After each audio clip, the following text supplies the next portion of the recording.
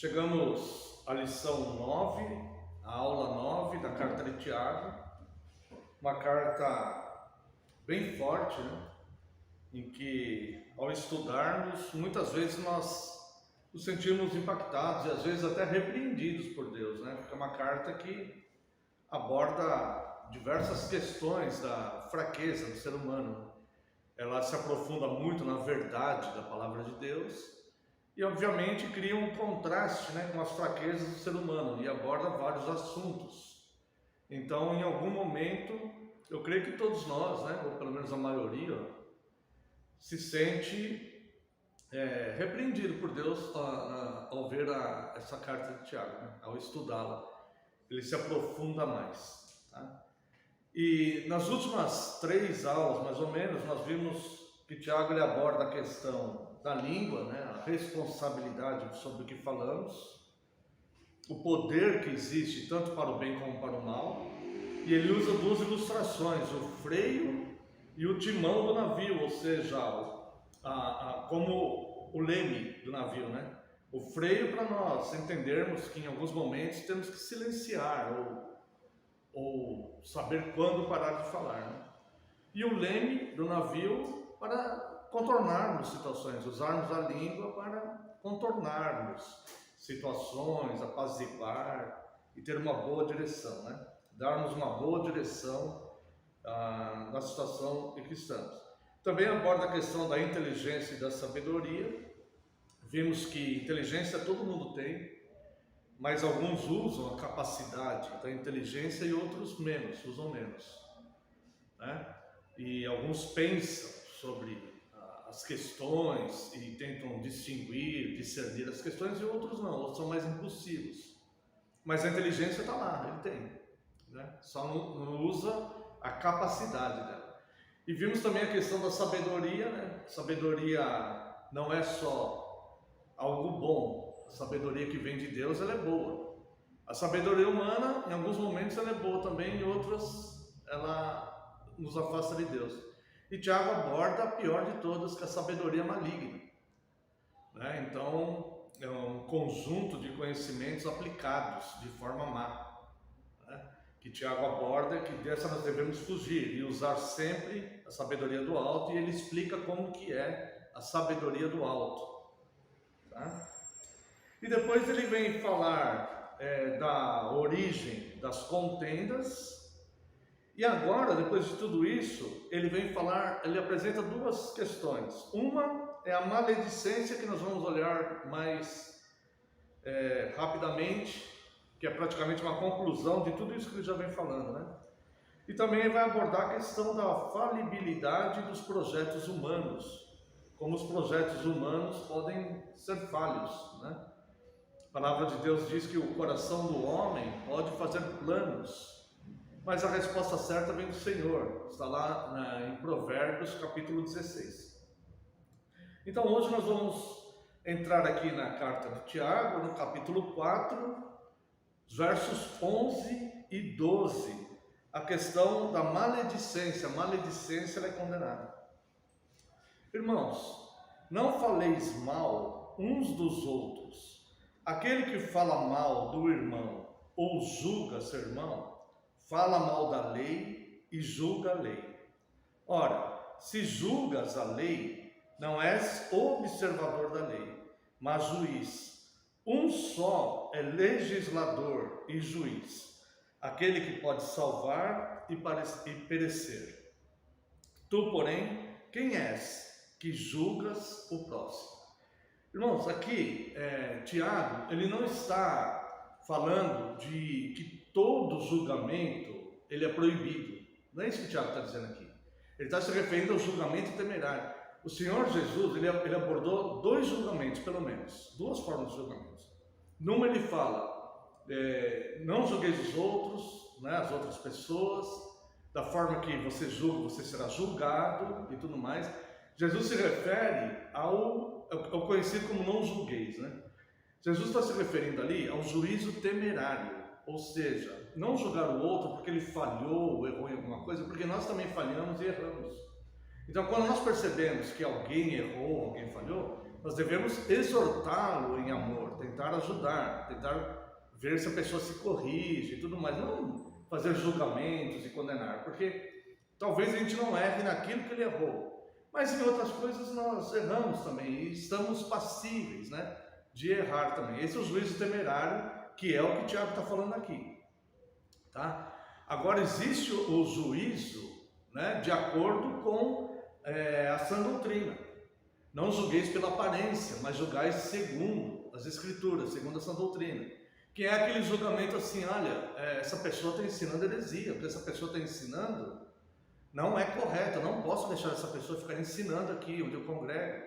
E se isso insistir, eu vou para outro lugar, porque eu não vou ficar, não vou compactuar com heresias e tudo mais. Esse é o julgamento segundo a sã doutrina, ou seja, julgar o que a pessoa está falando, o que a pessoa está a respeito da sã doutrina. Então nós devemos julgar segundo a sã doutrina.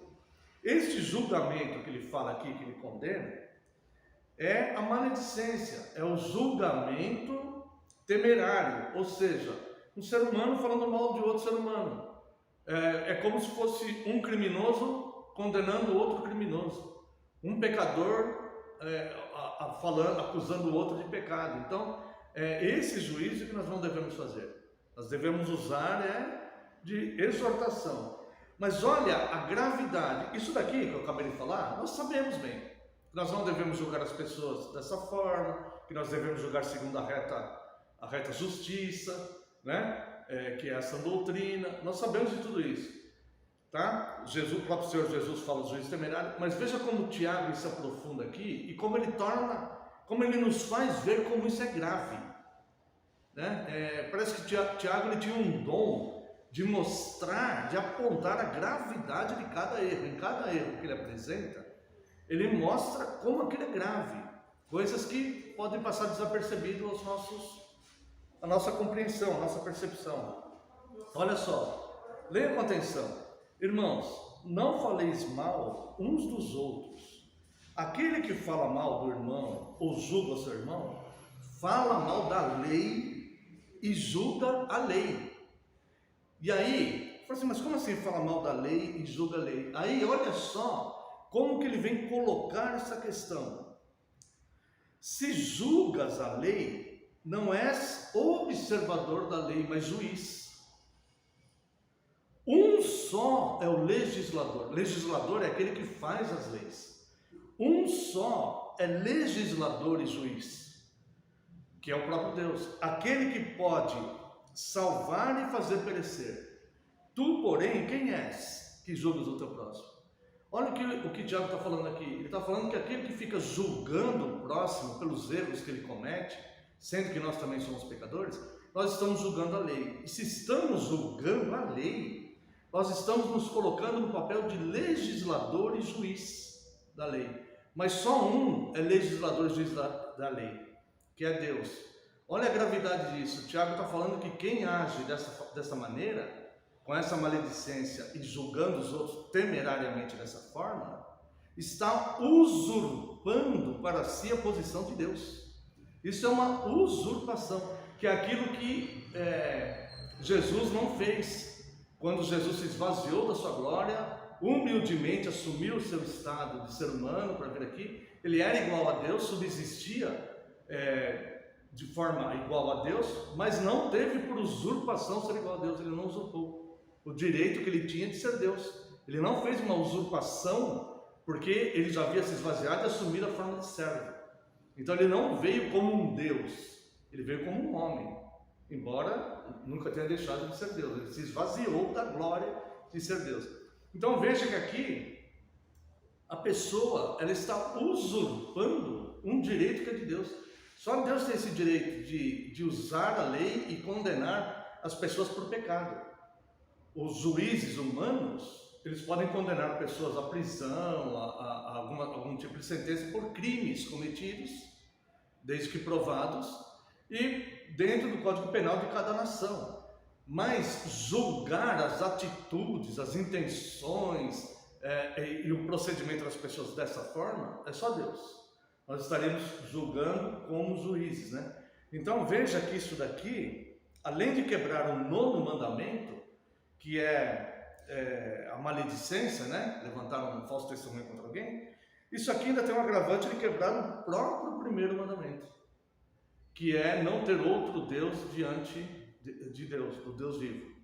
Se a pessoa ela começa a julgar a lei e ela se sente com um poder tão grande de julgar a lei e julgar as outras pessoas de acordo com a lei, ela está se colocando no lugar de legislador e juiz, principalmente de juiz, né? Aliás, Tiago fala que está se colocando no lugar de juiz. Só tem um legislador, que foi Deus que fez as leis, e só tem um juiz, que é ele.